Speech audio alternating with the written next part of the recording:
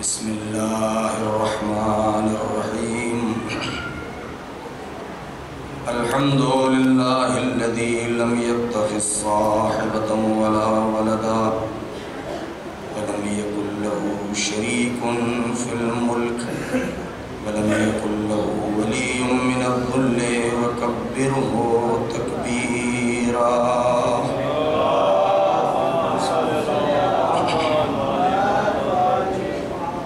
والصلاة والسلام والتحية والإكرام على النبي الأمي المكي المدني القرشي الهاشمي الأبتعي سيدنا ومولانا ومقتدانا وهادينا أبي القاسم محمد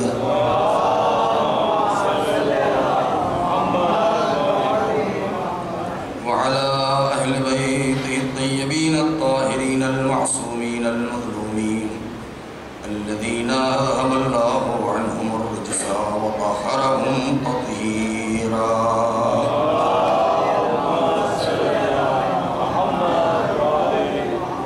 سلام على آل طه وياسين ولعنة الله على أعدائهم أجمعين من الآن إلى يوم الدين أما بعد فقد قال أبا عبد الله الحسين عليه السلام الناس عبيد الدنيا والدين لعب على ألسنتهم ما دارت معايشهم فإذا محسوا بالبلاء قل الديان صلوات عليه محمد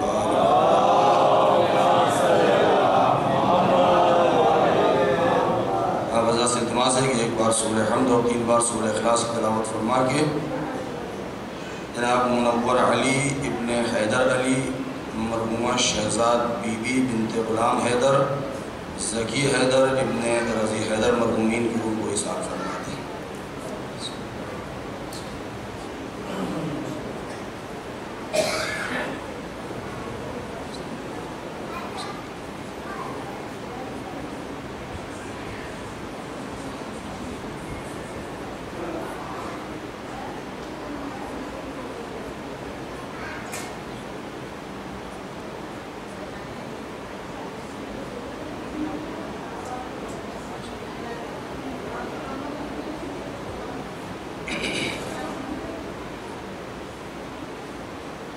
حضرت ابا عبداللہ الحسین علیہ السلام کی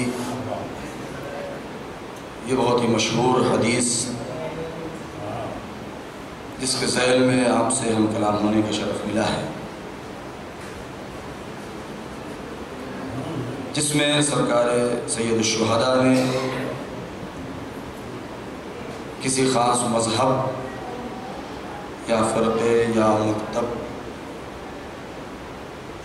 کو ملوث خاطر نہیں رکھا،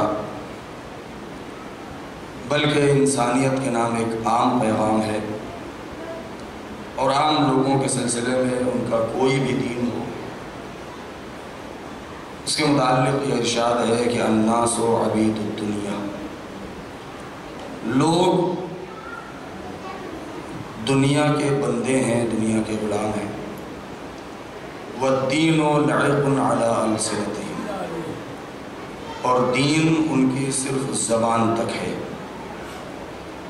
فَإِذَا مُحِسُّوا بِالْبَلَاءِ، جب ان کا امتحان لیا جاتا ہے بلاؤں کے ذریعے سے، اور یہ دین کب تک ان کی زبان پر ہے؟ مَا دَارَتْ مَعَائِشُهُمْ، جب تک ان کی روزی روٹی چل رہی ہو، لیکن جب ان کا امتحان لیا جاتا ہے بلاؤں کے ذریعے سے تو پھر حقیقی دیندار بہت کم نظر آتے ہیں۔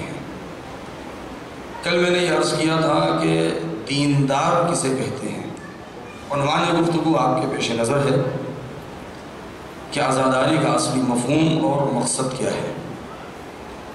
کل جو میں نے بات یہیں پہ چھوڑی تھی کہ دیندار،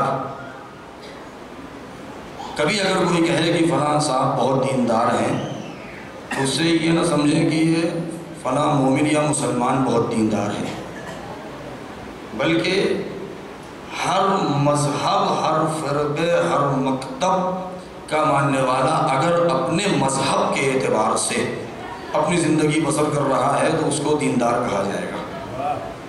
ہم اپنے مذہب کے اعتبار سے دائرہ اسلام میں جس نے قدم رکھا اور وہ مومن ہو گیا ہے، اس نے اپنی زندگی کو سنوار لیا ہے، اس کا اخلاق بہت اچھا ہے، تو ہم یہ کہیں گے کہ یہ ایک دیندار مسلمان ہے۔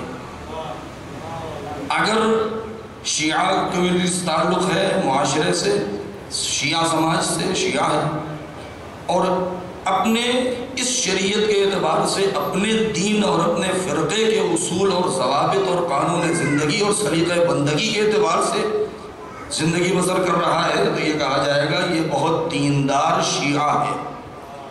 اگر ایک ہندو اپنے ہی مذہب کے اعتبار سے جو اس کی تعلیمات ہیں، اس سے قطع نظر کہ اس کا مذہب صحیح ہے یا صحیح نہیں ہے، ہمیں حق نہیں ہے کہ ہم کسی مذہب کی برائی کریں۔ ہمیں یہ حق کسی نے نہیں دیا ہے کہ ہم کسی مذہب کی برائی کریں، کسی کے مکتب کے ماننے والے کو برا بھلا کہیں۔ اس لیے یہ ایک معیار ہے اور ایک میزان ہے۔ دنیا میں جتنے بھی مذاہب ہیں بہت زیادہ ہیں، یہاں تک کہ جو لا مذہب ہیں، ہمیں یہ حق نہیں ہے کہ ہم انہیں کہیں کہ تم برے ہو، تم غلط ہو، تم ایسے ہو، تم ویسے ہو۔ کیوں؟ اس لیے کہ دین انسان کی فطرت کا تقاضا ہے۔ بہت توجہ چاہتا ہوں، دین انسان کی فطرت کا تقاضا ہے۔ بات کو آگے بڑھانے سے پہلے میں ایک چھوٹی سی مثال آپ کے سامنے رکھ دوں، اور یہ ہماری شریعت میں اور ہمارے اصول عقائد میں اس چیز کو بیان کیا جاتا ہے کہ ایک انسان کو ایک کشتی پر سوار کر دیا جائے، کشتی بیچ سمندر میں جائے، مجدھار کا شکار ہو جائے، موجیں اسے اپنی لپیٹ میں لے لیں، ایسے موقع پر اس کا کوئی مونس و مددگار نہ ہو، اور اسے اس بات کا یقین ہونے لگے کہ اب ہماری جان بچنا مشکل ہے، لیکن کسی طریقے سے وہ بچ جائے۔ اب اس سے سوال کریں کہ جس وقت تمہیں اپنی موت کا پورا یقین ہو چکا تھا، یہ بتاؤ آیا تمہیں کسی چیز کی کوئی امید تھی بچنے کی یا نہیں؟ تو اس کی فطرت کی جو آواز ہوگی وہ یہی کہ سارا سب کچھ ختم ہو رہا تھا، مگر دل اس بات کی طرف اشارہ کر رہا تھا کہ کوئی ایسی طاقت ہے جو ہمیں بچا لے گی۔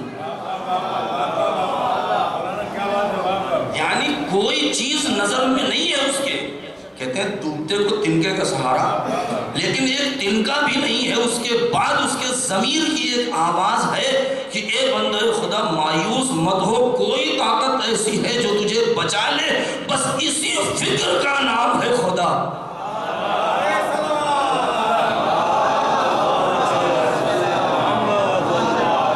بس اسی احساس قوت کا نام ہے خدا کہ جہاں پر انسان کو اس بات کا احساس ہو جائے۔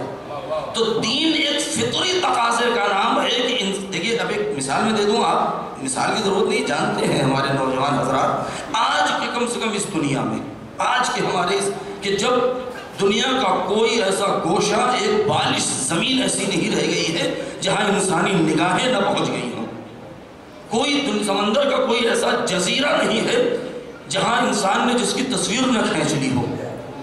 کتنے ایسے جزیرے ہیں جن کے انکشافات ہوئے ہیں کہ جہاں پہلے سے آبادی موجود ہے، اور یہ مذاہب اور فرقوں کے جو انکشافات ہیں، ہر جگہ جتنے بھی مذہب ہیں وہ کسی نہ کسی کی عبادت ضرور کرتے ہیں۔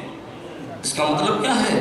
یعنی ایک ایسے جزیرے پر کہ جہاں نہ کوئی دین پہنچا، اگرچہ میں اس کی وضاحت کروں گا کہ یہ نہیں کہہ سکتے کہ دین نہیں پہنچا ہے، کیوں؟ اس لیے کہ پروردگار عالم نے جب اس بات کی ذمہ داری لی ہے کہ وَمَا كُنَّا نُعَذِّبُ حَتَّى نَبْعَثَ رَسُولًا، کہ ہم کسی بندے تک اس وقت تک عذاب نہیں کر سکتے جب تک میں نے اپنا پیغام اس تک پہنچا نہ دیا ہو۔ اس کا مطلب کیا ہے؟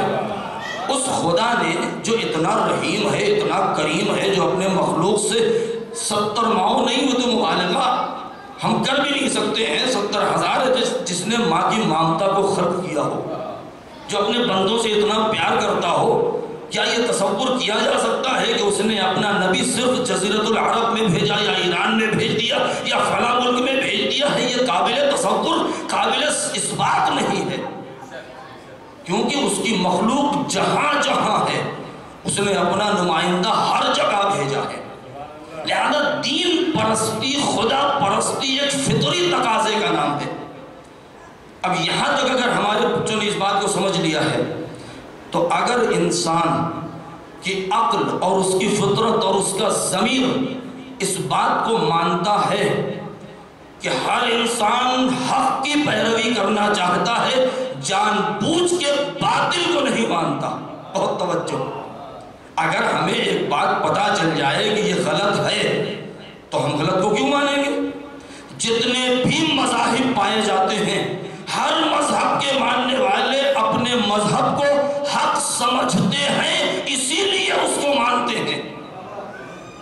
حق سمجھ، اب وہ باطل ہے ہماری دلیلوں کے اعتبار سے، لیکن وہ اپنے مذہب کی حقانیت پر دلیل رکھتے ہیں۔ جب وہ اپنے مذہب کی حقانیت پر دلیل رکھتے ہیں اور صحیح سمجھ کے مان رہے ہیں، تو اب ہمیں اس بات کا حق نہیں ہے کہ ہم ان کے مذہب کو باطل اور ان کو برا بھلا کہیں۔ کیوں؟ اس لیے کہ دنیا میں اگر 1000 مذہب ہیں، بہت توجہ چاہتا ہوں، 1000 اگر مکاتب ہیں اور فرقے ہیں، 1000 نظریات پائے جاتے ہیں، تو ان کو باطل کرنے کے لیے کم سے کم ہمیں 1000 دلیلوں کی ضرورت ہوگی۔ بہت توجہ، کیوں؟ ہر ایک کو باطل کرنے کے لیے الگ الگ دلیلیں قائم کرنی ہوگی۔ اس کا آسان طریقہ یہ ہے جو سیرت پیغمبر میں موجود ہے اور قرآن آواز دیتا ہے، دوسروں کو برا کہنے سے بہتر یہ ہے تم اپنے کو اچھا ثابت کر دو۔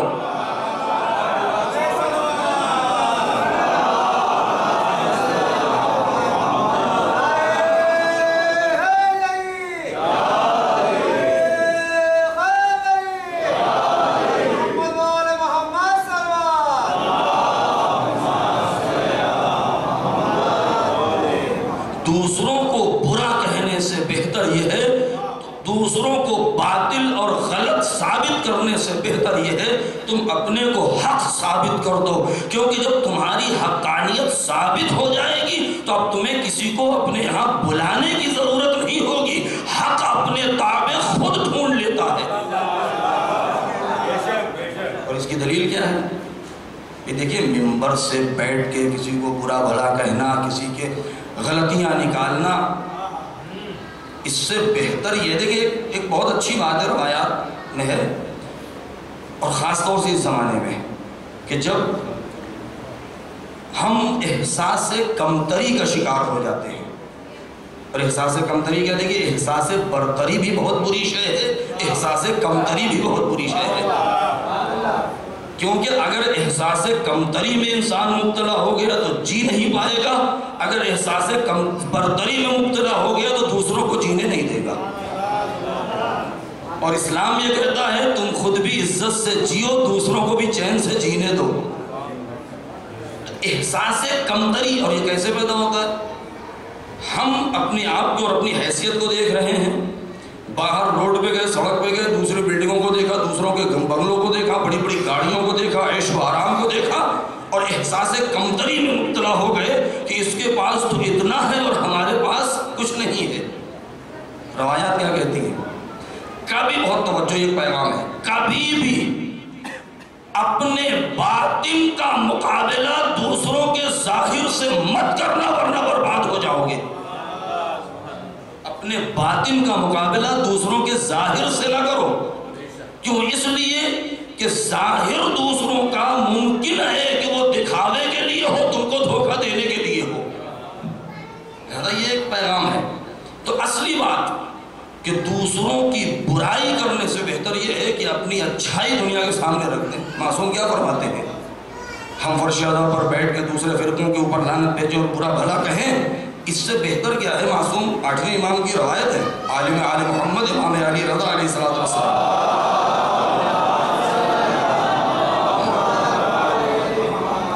آپ ارشاد فرماتے ہیں کہ دیکھو میرے شیعوں، میرے چاہنے والوں، بڑا آسان کام ہے، تمہیں زحمت کرنے کی ضرورت نہیں ہے، چیخنے اور چلانے کی اور مار پیٹ اور لڑائی جھگڑا اور دوسروں کے اندر کمی نکالنے اور برائی نکالنے کی ضرورت نہیں ہے۔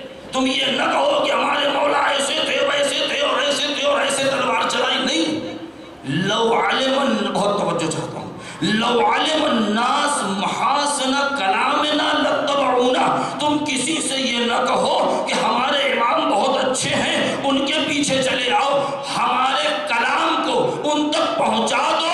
ہمارے کلام کے اندر اچھائی اتنی ہے کہ اگر لوگ جان جائیں گے کہ ہمارے کلام میں کیا اچھائی ہے تو خود بخود ہمارے پیچھے آ جائیں گے۔ لو علم الناس محاسن کلامنا لاتبعونا، تمہارا کام اتنا ہے کہ ہمارے کلام کے حسن کو لوگوں تک پہنچا دو، بس تمہارا کام ختم ہو گیا ہے، لوگ خود کھنچتے ہوئے چلے آئیں گے۔ اب میں اصلی پیغام آپ کے سامنے کہ جس کے لیے میں نے اتنی زحمت دی ہے وہ کیا ہے؟ یہ ہماری فرش اعضا، یہ علم، یہ تابوت، یہ مرثیہ، یہ نوحہ، یہ ذکر فضائل، یہ ذکر مصائب، یہ بیان حقانیت، یہ دین کا پیغام، یہ شریعت کا اعلان، یہ آواز اذان، یہ نماز، یہ سجدہ، یہ کیا ہے؟ اس کا اصلی مقصد کیا ہے؟ اصلی مقصد ہمارے بیان کا، ہماری فرش اعضا کا یہ ہونا چاہیے۔ بہت توجہ چاہتا ہوں، بلکہ بات کو میں اور واضح کر دوں، کسی کو ہم بڑے ہی اچھے انداز میں بلائیں، بھائی آپ میرے گھر میں تشریف لے آئیے، پروگرام ہے، شادی ہے، بیاہ ہے، تقریب ہے، کوئی فنکشن ہے، کسی چیز میں بھی ہم نے بلا لیا، اور جیسے ہی اس نے ہمارے ہاں قدم رکھا ہم اس کو گالیاں دینے لگے، اس کا نتیجہ کیا ہوگا؟ کیا آپ نے ہم کو اسی لیے بلایا تھا؟ ہم تو آپ کے اخلاق کو دیکھ کر کے آئے تھے کہ آپ تو بڑے اچھے اخلاق والے ہیں، اس سے اپنے اچھے انداز سے ہم کو بلا رہے ہیں۔ اس کا مطلب کیا ہے کہ جب وہ ہمارے ہاں آئے تو ہم آغوش پھیلا کے اس کا استقبال کریں، اور جب ہم آغوش پھیلا کے اس کا استقبال کریں گے، ہمارے دل کی طہارت کو دیکھے گا تو مولا علی کا وہ قول اس کا مصداق سامنے ہوگا کہ دل سے نکلی ہوئی بات ہمیشہ دل سے ٹکراتی ہے، دل سے نکلی ہوئی بات ہمیشہ دل سے ٹکراتی ہے۔ فرش اعضا لوگوں کو دور بھگانے کے لیے نہیں ہے، جو دور ہیں ان کو قریب بلانے کے لیے ہے۔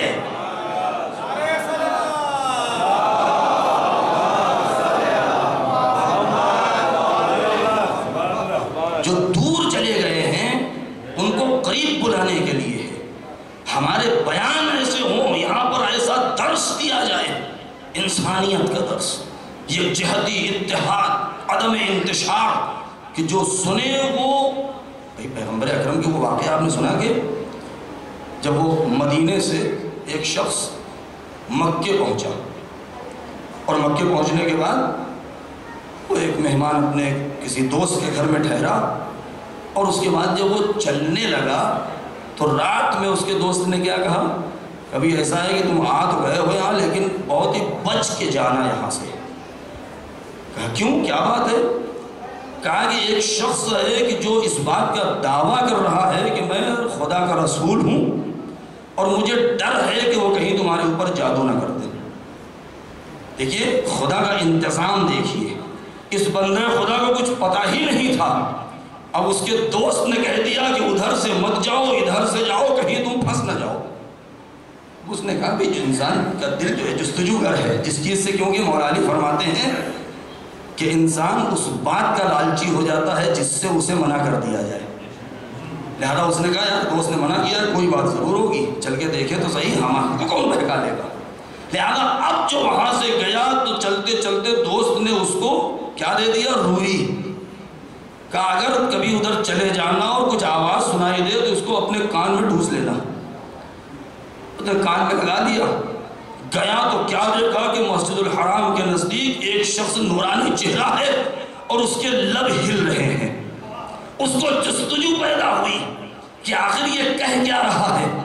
پہلے کئی بار دوست کا خیال آیا اور آخر میں اس نے کہا نہیں بھائی اتنا میں مضبوط انسان ہوں، دیکھوں تو صحیح۔ اس نے دھیرے سے روئی نکال دی۔ اب جب سنا تو کیا سنا کہ وہ آیات الہی کی تلاوت کر رہے ہیں۔ جیسے ہی آیات الہی کو سنا، اتنی شیرین لہجہ تھا پیغمبر کا کہ اس نے دیکھا کہ اتنا حسین لہن تو اس نے کبھی سنا ہی نہیں تھا۔ ذرا اور قریب جائیں۔ اب جب اس نے قریب جا کے سنا تو قرآن مجید کی تلاوت ہو رہی تھی، اور جب چند آیتوں کو سنا ہے اور ایک مرتبہ سامنے آیا، آپ کون ہیں؟ پیغمبر نے اپنا تعارف کرایا، کہا کہ آپ تو ایسی گفتگو کر رہے انسان کا کلام ہو ہی نہیں سکتا۔ تو اخلاق پیغمبر کی زندگی میں کتنے ایسے واقعات ہیں کہ اگر نبی چاہتے، ایک شخص آیا پیغمبر کی خدمت میں اور آنے کے بعد عجیب سوال کیا، اس نے بیان کرتے ہوئے بھی اچھا نہیں لگتا، عجیب سوال کر لیا، پیغمبر نے جگہ دے دی، آگے بیٹھ گیا، باتیں ہونے لگیں، اور اس کے بعد نبی سے کہا یا رسول اللہ، آپ نے ہم سے کہا شراب چھوڑ دو، ہم نے چھوڑ دیا، جوا چھوڑ دیا، بیٹیوں کو زندہ دفن کرنا چھوڑ دو، ہم نے چھوڑ دیا، سب کام آپ کہتے گئے، ہم چھوڑتے گئے، زندگی ذرا سا سخت لگ رہی ہے، ذرا ایک کام کیجئے۔ نعوذ باللہ معاذ اللہ، کیا یا رسول اللہ آپ برے فعل کی، بدکاری کی اجازت دے دیجئے۔ نعوذ باللہ۔ نبی نے کیا فرمایا؟ کہا بیٹھو، ابھی میں تم کو اس کا جواب دیتا ہوں۔ کہا اچھا تمہیں بدکاری کی اجازت دے دی جائے؟ پہلی بات تو یہ کہ پروردگار کی جو شریعت ہے، اس کا جو حلال ہے، اس کا جو حرام ہے، میں اس میں تبدیلی کرنے کا حق نہیں رکھتا۔ کون کہہ رہا ہے؟ سید المرسلین، کہ خدا نے جو حرام کر دیا وہ حرام ہے، جو حلال کر دیا وہ حلال ہے۔ دوسری بات، طور کہہ رہا ہے میں تیری درخواست پہنچا سکتا ہوں جبریل کے ذریعے سے پروردگار تک، اگر منظور ہو گئی، قبول ہو گئی تو ٹھیک، لیکن ایک چیز بتا دے، تیری فکر کے اوپر افسوس ہے کہ تیری فکر کتنی محدود ہے۔ تو اپنی زندگی کو تو دیکھ رہا ہے، اگر اس بات کی اجازت مل گئی تو اگر تیری نگاہیں دوسروں کی ناموس پر اٹھے گی تو تیری ناموس محفوظ رہے گی۔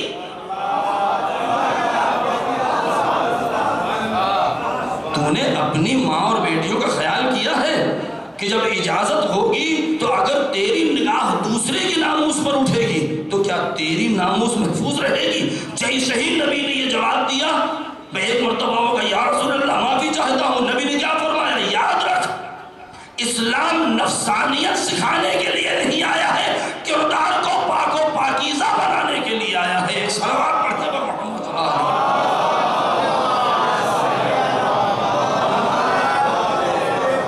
فرش اعضا کا پیغام، اصلی عزاداری، کل کا جملہ یاد ہوگا کہ عزاداری پرسہ دینا، تسلیت پیش کرنا، دلاسا دینا۔ ثانیہ زہرا کا وہ جملہ کیا ہے؟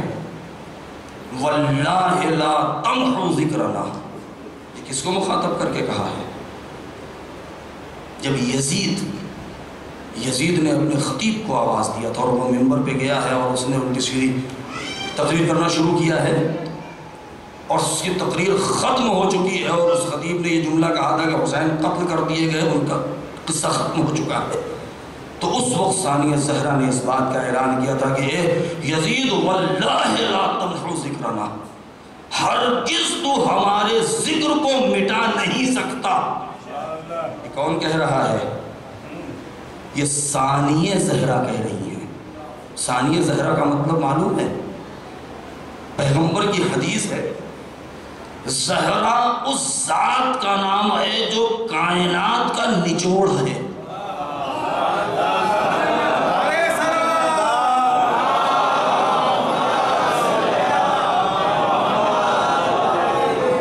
پوری کائنات کو جب ایک قطرے میں، ایک پیکر میں ڈھال دیا ہے تو فاطمہ کا وجود ہوا ہے۔ دوسری روایتیں کیا کہتی ہیں؟ پوری تاریخ آدمیت و بشریت میں نہ فاطمہ جیسا کوئی پہلے پیدا ہوا ہے نہ قیامت تک پیدا ہوا۔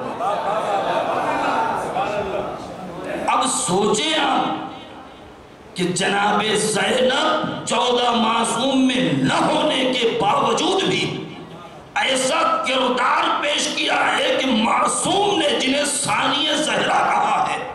کیا مطلب؟ اے بی بی، آپ پر ہماری اور انسانیت کی جانیں اور آبرو قربان ہو جائیں، آپ بے مثال کی بے مثال ہیں، لاسانی کی ثانی ہیں۔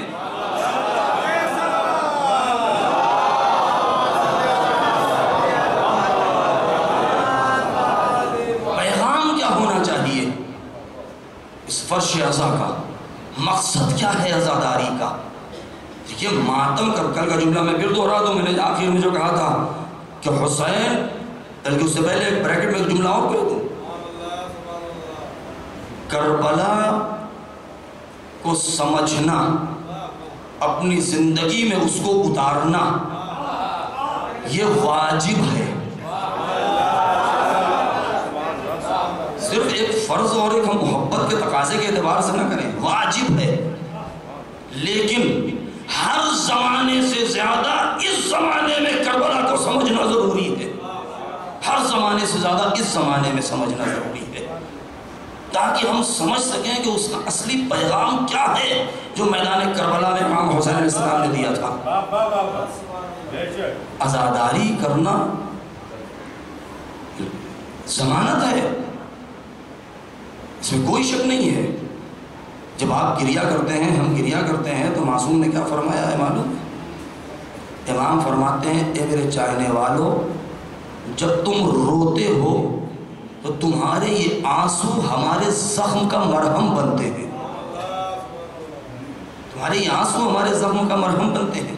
لیکن ایک پیغام میں بہت اہم ہے جو میں پہنچانا چاہتا ہوں، میں نے عشرے کی مجالس میں بھی یہ جملہ میں نے کہا تھا، دیکھیے فرش عزا پر آنے کے بعد نوحہ، ماتم، مرثیہ، جلوس، تعزیہ، علم، تابوت، گریہ، یہ ساری چیزیں ہماری شفاعت کی ضمانت ہے، اس میں کوئی شک نہیں ہے، اس میں کوئی شک نہیں ہے۔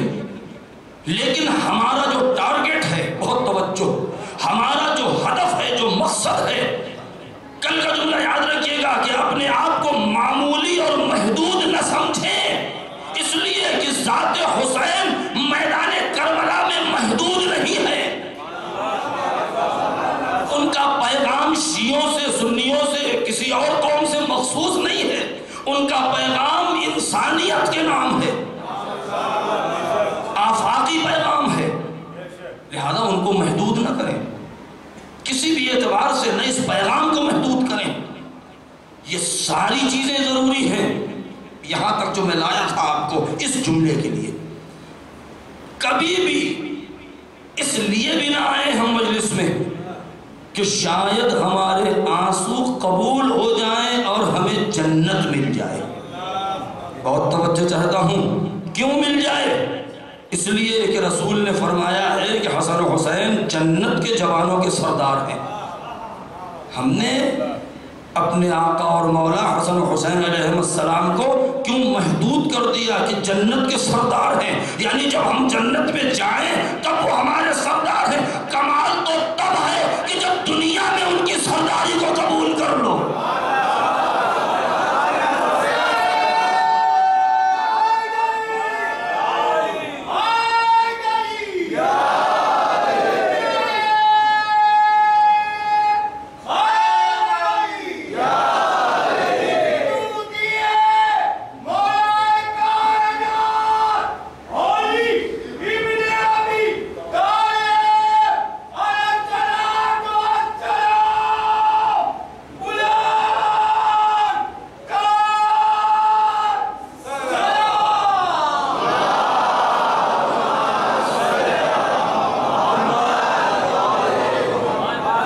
جنت میں تو وہ سردار ہیں کیونکہ وہ قسیم النار والجنہ کے بیٹے ہیں، وہ حوض کوثر کے مالک ہیں، وہ تسنیم و سلسبیل ان کے قدموں کا نشان ہے، جنت کی بہاریں ان کے تبسم کا صدقہ ہیں، جنت کی بہاریں ان کے تبسم کا صدقہ ہیں، وہ تو جنت کے سردار ہیں۔ اس میں کون سا کمال کہ جب جنت میں جائیں گے اور ہم رول نے کمال یہ ہے کہ دنیا میں ان کو اپنا سردار بنا لو۔ قسم ہے فرش اعضا کی، اگر ہم نے انہیں دنیا میں اپنا سردار مان لیا تو ہماری دنیا اس جنت سے کم نہیں رہے گی۔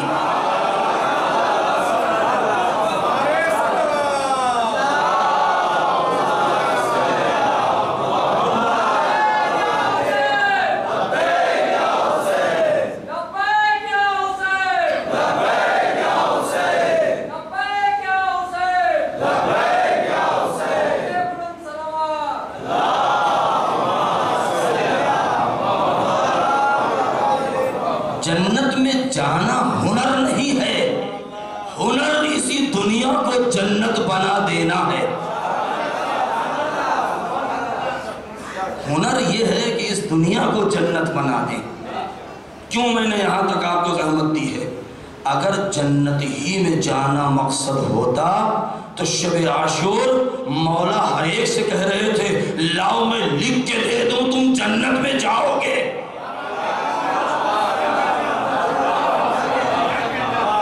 लाओ मैं लिख के दे दूं तुम जन्नत, अगर चाहते हो कि जन्नत में तुम्हारा मकाम क्या है तो आओ मैं तुम्हें दिखा दूं तुम्हारा मकाम क्या है। और दिखाया भी, वो देखो दर जन्नत पर हूरें तुम्हारा इंतजार कर रही हैं। अगर जन्नत ही में जाना हमारा मकसद होता तो हुसैन से हर एक जन्नत ले लेते। यही नहीं, तुम्हें अगर शर्म हो रही हमारे औलाद का हाथ पकड़ो चले जाओ।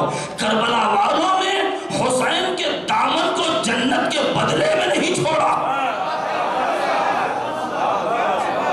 नहीं छोड़ा।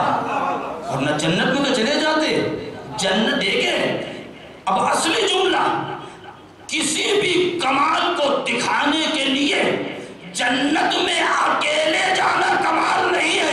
कमाल ये है तुम भी जाओ औरों को भी साथ में लेके जाओ। सलावत पढ़े पर मोहम्मद वाले।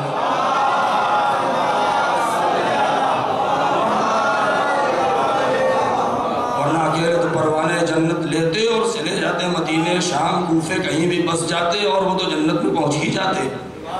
लेकिन ये 72 ने इस बात को साबित कर दिया है कि उन्होंने सरदारे जवाना ने जन्नत नहीं माना है, सरदारे जवाना ने दुनिया और आखिरत माना है। जब हम दुनिया और आखिरत का सरदार मान लेंगे तो फिर अपनी जिंदगी में वो कमाल देखें कि जो मैंने कल का जुमला कि फितरत को आजाद करें फिर उसका कमाल देखें। फितरत को आजाद करें फिर उसका कमाल देखें। है ना, ये करबला का जो पैगाम है, जो मैसेज है कि 72 शहीद हो गए, बच्चे प्यासे हैं, 6 महीने के बच्चे के गले पर तीर लग जाए और हम नहीं। जनाब ज़ैनब, वो अमानत, बहुत अजीम जुमला है, वो अमानत कि जो किसी अमीन ने हमें और आपको अमीन समझा है तो दिया है। ये मिंबर किसी और की किस्मत में क्यों नहीं है? ये इमाम बारगाह किसी और के नसीब में क्यों नहीं है? क्यों? इसलिए कि किसी ने आपको अमीन समझा है तो दिया है। हमारा कमाल और अमानतदारी का तकाजा ये है कि हम तक जैसे पहुंचा है बगैर खयानत के इसको हम अपनी नस्लों तक पहुंचाएं। यही वजह है कि जो खादिमीन अज़ा हैं, जिनके अंदर खुलूस पाया जाता है, परवरदिगार आलम खुद कहता है कि तुम हमारा जिक्र करो हम तुम्हारा जिक्र करेंगे। तुम खुलूस नियत के साथ, मौला की ज़मानत है, तुम फर्श अज़ा बिछाओ नहीं। जुमला आ गया है तो मैं कह दूँ, कभी ज़हन में ये ख्याल ना आने पाए कि ये फर्श अज़ा हमने बिछाई है। कभी न कहें ए बीबी ये तो आपका एहसान है कि जो हमारे हवाले कर दिया है, ये हमने नहीं बिछाई, ये आपने बिछाई है। ये हमारा इमाम बाड़ा नहीं है, ये हुसैन का की बारगाह है। ये हमारा आलम नहीं है, ये अब्बास का आलम है। कभी हमारा ना आने पाए, क्यों? इसलिए कि इस दुनिया में तो हमने कह दिया हमारा, कहीं मौला ने कह दिया हमारा, हमने बंटवारा कर लिया। लेकिन अगर कहीं मौला ने बंटवारा कर लिया तो हमारा क्या हाल होगा? मकसद आज़ादारी कि वो इनकलाब कि जो 72 ने बर्पा किया था, ये जुमला आपके जहनों में होना चाहिए। मैंने साले गुज़िश्ता जो बनिया उससे पहले सा कि आज दुनिया क्यों हमारे ऊपर जुल्म कर रही है,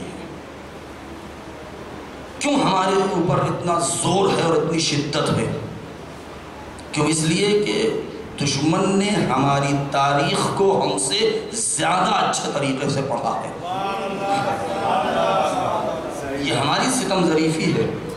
हमारे वाक़े करबला पर उनकी हमसे ज़्यादा गहरी नज़र है। وہ اس نتیجے پر پہنچ چکے ہیں کہ کربلا میں صرف 72 تھے، مگر 72 سینے تھے، مگر ہر سینے میں ایک دل دھڑک رہا تھا۔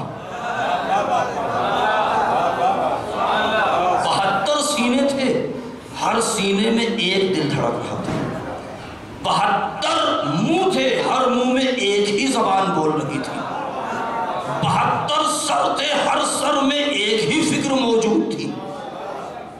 اس کو ڈر ہے اس بات کا کہ کل 72 نے مل کے ایک زبان ہو کر کے کہہ دیا تھا لبیک یا حسین۔ تو نتیجہ کیا ہوا تھا؟ اس زمانے کے سب سے بڑے آتنکواد یزید کا تختہ پلٹ گیا تھا۔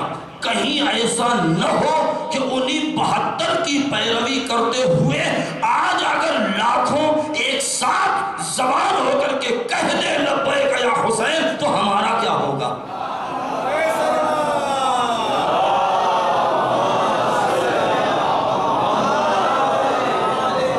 تحلیل کرنے کی ضرورت ہے۔ منبر پر آئیں، منبر کا اپنا فرض ہے، فرش اعضا کے اپنے شرائط ہیں۔ یہاں ہم آئیں تو ہمارے پاس جو امانت ہے ہم یہ نہ دیکھیں یہ نیچے والے کیا چاہ رہے ہیں، ہم یہ دیکھیں ہم سے اوپر جو ہے وہ کیا چاہ رہا ہے۔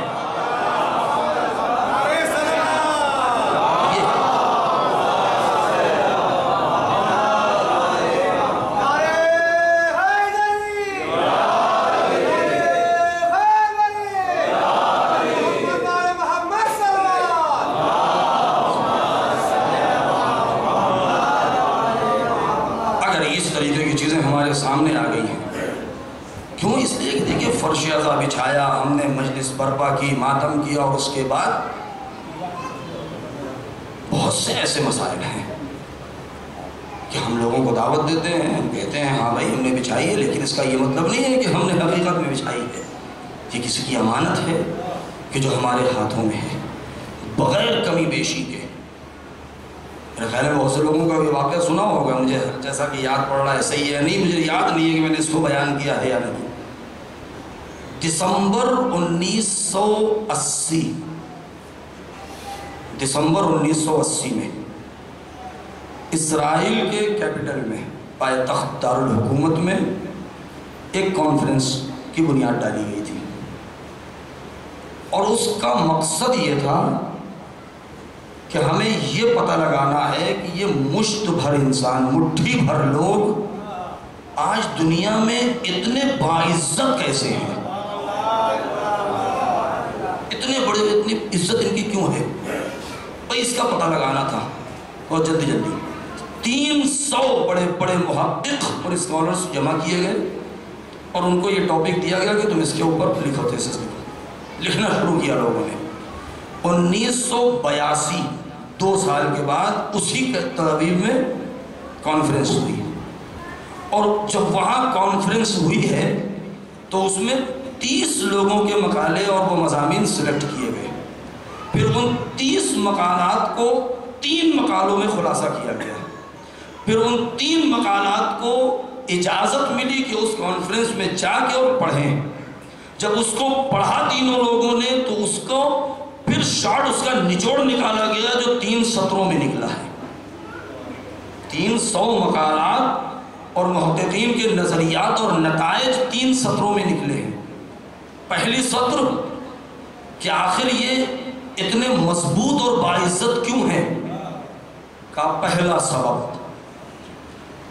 سبب یہ ہے کہ ان کے یہاں ایک عقیدہ ہے جس کو کہتے ہیں عقیدہ مہدویت۔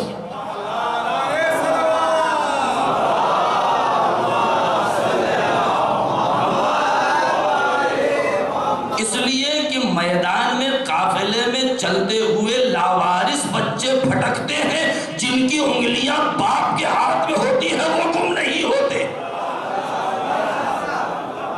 جن کا کوئی سرپرست ہوتا ہے وہ بچے گم نہیں ہوتے۔ ان کا عقیدہ مہدویت ہے۔ ساری قومیں آزاد ہیں، ان کا کوئی سرپرست نہیں ہے۔ اس قوم کا ایک سرپرست پردہ غیب میں موجود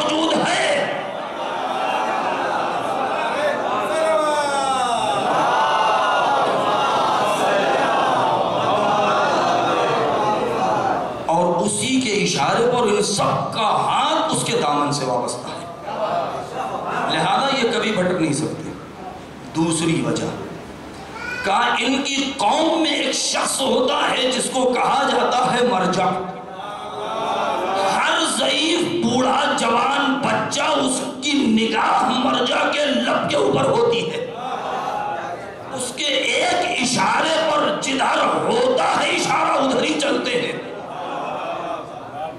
لہذا اگر ہمیں کمزور کرنا ہے تو یہ کام کرنے ہوں گے کہ عقیدہ مہدویت کو کمزور کرنا ہوگا، مرجع تقلید سے ان کے ہاتھ کو دور کرنا ہوگا، اور تیسری چیز جو سب سے اہم ہے وہ یہ ہے کہ اس قوم کی آنکھوں میں ایک خاص بینائی پائی جاتی ہے۔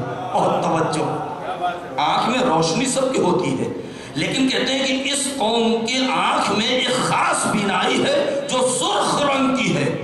بہت توجہ، بہت توجہ، کہا کہ ان کی سرخ نگاہیں میدان کربلا پہ اٹکی ہوئی ہیں۔ جب تک ان کی نگاہیں میدان کربلا پر جمی رہیں گی دنیا کی کوئی طاقت ان کا کچھ نہیں بگاڑ سکتی۔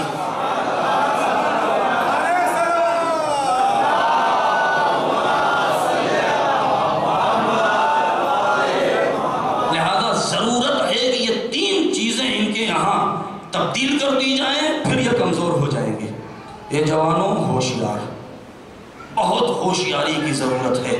بس ایک چیز ہم اپنے ذہن میں رکھیں کہ یہ امانت ہے، خیانت نہ ہونے پائے۔ بس ہم نے اتنا کر لیا، پھر ہم نے حق ادا کر دیا۔ بس آج کی جو تاریخ ہے، جناب زینب سلام اللہ علیہ، سید سجاد اور اہل حرم، ایک جملہ کہوں، رونے کے لیے آمادہ ہے آپ۔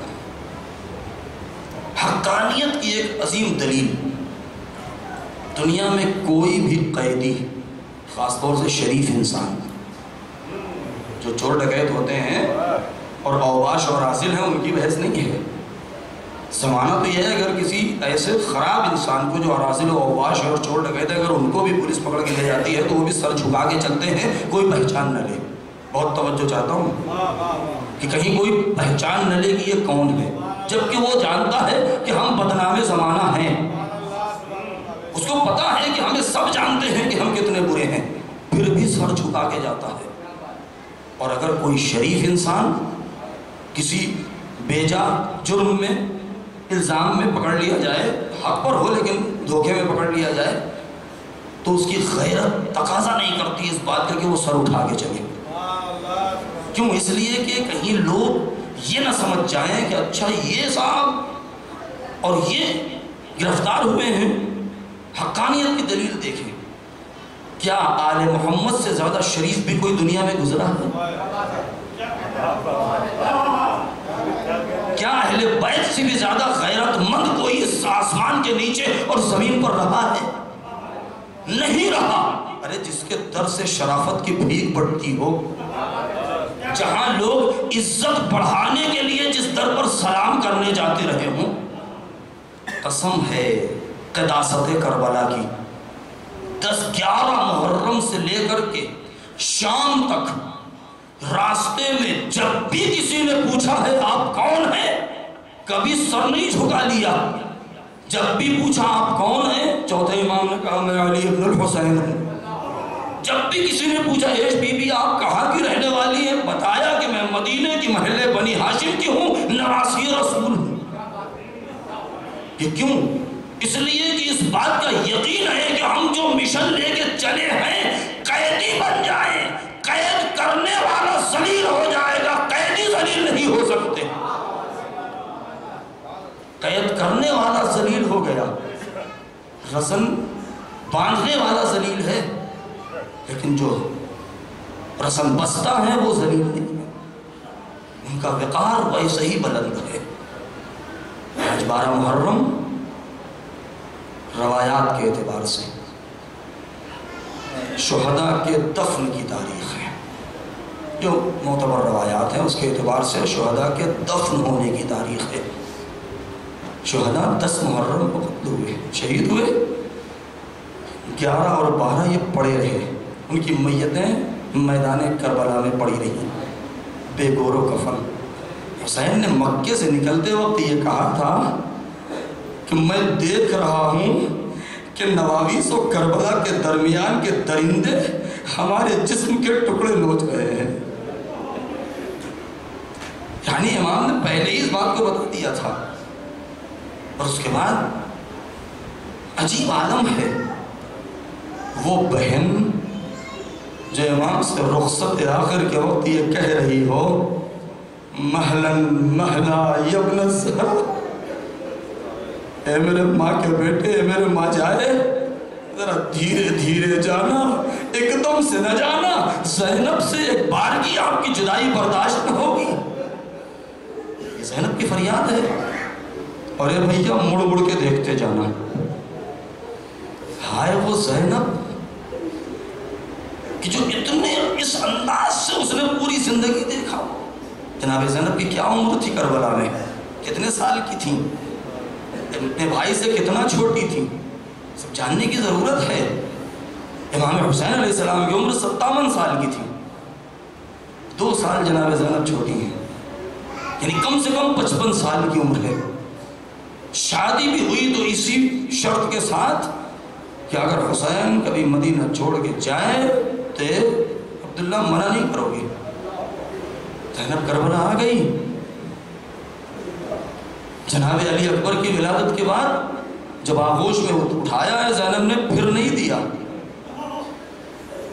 یہی وجہ ہے کہ جب کڑیل جوان آیا تھا تو کہا تھا کہ اے میرے لال تجھے کیسے اجازت دے دوں؟ کیا اسی دن کے لیے 18 سال تک چکیاں پیس کے پالا تھا؟ ہائے وہ زینب جب اسیر ہو کر کے 11 محرم کو چلی ہوگی اور ایک مرتبہ شہداء کے لاشوں کے اوپر نظر پڑی ہوگی تو تاریخ کہتی ہے کہ جب یہ لٹا ہوا قافلہ مقتل سے جان بوجھ کے گزارا گیا تھا اور ایک مرتبہ اپنے بھائی کی بے گور و کفن میت کے اوپر نظر پڑی تو کیا دیکھا؟ کیا دیکھا؟ سید سجاد کے چہرے کا رنگ متغیر ہو گیا، بدن میں راشا ہے. وہ زینب کہ جو اتنا نازک دل ہے کہ اپنے بھائی کی جدائی برداشت نہیں ہو رہی ہے. میں ایک مرتبہ سید سجاد کے قریب گئی، اے میرے لال اپنے کو سنبھالو، اے میرے لال اپنے آپ کو سنبھالو، ابھی کوفہ و شام کی منزلیں باقی ہیں. ہائے وہ زینب نے کیسے برداشت کیا ہو کہ شہداء کی میتیں بے گور و کفن ہیں. کیا آواز دی؟ صلی علیہ ملیک السماء وہذا حسین کا مرمل بالدماء. اے نانا، ارے آپ کی میت پر آسمان کے فرشتوں نے نماز پڑھی، لیکن یہ آپ کا لال ارے بے گور و کفن پڑا ہے. ہائے یہ بہن اتنی مجبور کہ اپنے بھائی کو کفن بھی نہیں دے سکتی. یہ کہہ کے زینب آگے گزر رہی ہے. اجرکم علی اللہ. یہ لٹا ہوا قافلہ کوفے پہنچا. یہی وہ رات ہے یا گزشتہ رات یا آج کی رات، زیادہ معتبر جو تاریخ ہے وہ آج کی رات کہ یہ قافلہ کوفے پہنچا ہے. ہر مجلس میں دعا کرتا ہوں، آئیے مل کے دعا کریں. پروردگار جلد سے جلد اسی سال زینب کی اسیری کا واسطہ جتنے افراد موجود ہیں ان سب کو کربلا اور کوفے کی زیارت نصیب ہو. ہائے یہ زینب کا جب قافلہ پہنچا ہے، جب آپ نجف سے کوفے جائیں زیارت کرنے کے لیے تو نجف کے سب سے آخر میں جو زیارت گاہ ہے وہ ہے مسجد حنانہ. مسجد حنانہ اس مسجد کا نام ہے، اور نام بھی حنانہ اسی لیے ہے کہ جب مولا علی کے جنازے کو امام حسن اور امام حسین علیہ السلام اٹھا کے نجف لے جا رہے تھے دفن کرنے کے لیے اور اس مسجد کے برابر سے گزرے تھے تو اس کے در و دیوار نے جھک کے مولا علی کے میت کو سلام کیا تھا. جب یہ لٹا ہوا قافلہ کربلا سے کوفے کی طرف پہنچا ہے تو اسی مسجد حنانہ میں شام ہو گئی، اندھیرا چھانے لگا. تو ایک مرتبہ عمر سعد نے اپنا نمائندہ بھیجا کوفے کہ تیزی سے گھوڑا دوڑاتا ہوا جا اور ابن زیاد کی اجازت لے کے آ کہ ہم کوفے میں داخل ہو رہے ہیں. بچے سے ہی وہ پہنچا ہے اور ابن زیاد سے کہا کہ قافلہ دروازے کوفہ کے قریب ہے، اندر آنا چاہتا ہے. تو ابن زیاد نے روک دیا کہا کہ جلدی جا اور جا کے کہہ دے کہ قافلے کو مسجد عنانہ میں ٹھہرا دیا جائے. کیوں؟ اس لیے کہ ابھی بازار کوفہ سجا نہیں ہے. رات کے اندھیرے میں نہیں، کل دن کے اجالے میں لے کے آنا. ارے جیسے ہی ثانیہ زہرا کو یہ خبر ملی ہے، نجف کا رخ کیا. اے بابا، ارے سن 35 کا کوفہ تھا، یہ زینب دن میں آئی تھی تو روک دیا تھا. اے بیٹا حسن، میری بیٹیوں کو دن میں لے کے مت آؤ، ارے رات کے اندھیرے میں لاؤ. لیکن آج سن 61 کا کوفہ ہے، زینب رات میں آئی ہے، تو اس بات کا انتظار ہے کہ دن کا اجالا ہو، منادی ندا دے رہا ہو. اجرکم علی اللہ. 12 محرم روایتیں کہتی ہیں کہ امام سید ساجدین علیہ السلام معجزے کے ذریعے سے کربلا پہنچے، بنی اسد کے لوگوں کو جمع کیا. اے بنی اسد والو، ارے آؤ اپنا وعدہ وفا کرو، آؤ شہداء کی میتوں کو دفن کیا جائے. ارے امام زین العابدین ایک ایک میت پر جا رہے ہیں، کیونکہ نہ بدن پہ سر ہے نہ لباس ہے. ارے پہچانے تو کیسے؟ امام فرما رہے ہیں ہائے یہ چچا حبیب ابن مراحل کی قبر ہے، قیل میت ہے، یہ مسلم ابن اوسجا کی ہے، یہ مسیب کی ہے، یہ شبیب کی ہے، یہ زہیر کی ہے. ایک ایک میت کو بتاتے رہے. بنی اسد کے قبیلے والے میتوں کو دفن کرتے رہے. ساری میتیں دفن ہو چکی تو ایک مرتبہ ارے ایک ننھی سی میت کو ہاتھوں میں اٹھایا، آواز دی آؤ میرے ساتھ. ارے لے کر کے نشیب میں پہنچے، اصغر کی میت کو حسین کے سینے پر رکھا. ارے ایک ہی قبر میں ارے دونوں کو دفن کر دیا. ایک چٹائی منگائی گئی، میت کو اس میں رکھ کے سپرد لحد کر دیا گیا. بنی اسد کے لوگوں نے کہا اے مولا اب تو کوئی میت نہیں ہے، اب ہمیں اجازت ہے. امام نے فرمایا اے بھائیو ٹھہر جاؤ، ابھی ایک میت اور باقی ہے. ارے اشارہ کیا، نہر علقمہ کے کنارے پہنچے، آواز دیا ہائے میرا چچا عباس. اب جو دیکھا تو کیا دیکھا، میت ٹکڑوں میں بٹی ہوئی ہے. آواز دیا ارے میرا چچا فقطعوہ بسیوفہم اربا اربا. ارے دشمنوں نے اتنے حملے کیے، میرے چچا کی میت ارے ٹکڑوں میں بٹ گئی. بنی اسد کے لوگوں نے اس پردے لحد کیا. امام نے شکریہ ادا کیا، آواز دی اے بنی اسد کے لوگوں، ارے جب بھی کوئی زائر آئے 3 دن تک مہمان رکھنا. کسی کو اس بات کا احساس نہ ہو ہم پردیسی ہیں. ہائے حسین غریب الوطن دنیا سے گئے، اپنے زائروں کو غریب الوطن نہیں دیکھنا چاہا. انا للہ وانا الیہ راجعون. وسيعلم الذين ظلموا أي منقلب ينقلبون. الہی بحق الزہرا وابیہا وبعلہا وبنیہا والسر المستودع فیہا. پڑھنے والے ہمارے اس مختصر سے عمل کو قبول فرما. جتنے بھی خادمین عزا ہیں جنہوں نے اس فرش عزا کو ہمارا کرنے میں زحمتیں برداشت کی، پروردگار ان کی توفیقات میں اضافہ فرما. پالنے والے جو پریشان حال ہیں ان کی پریشانیوں کو دور فرما. پروردگار جو مریض ہیں ان کو شفائے کامل عطا فرما. جو بے اولاد ان کو صاحب اولاد فرما. پروردگار ہمیں ہمارے امام کے نقش قدم پر چلنے کی توفیق مرحمت فرما. ہمارے امام کے ظہور میں تعجیل فرما. ہمیں ان کے ناصروں میں شمار فرما. ماتم حسین.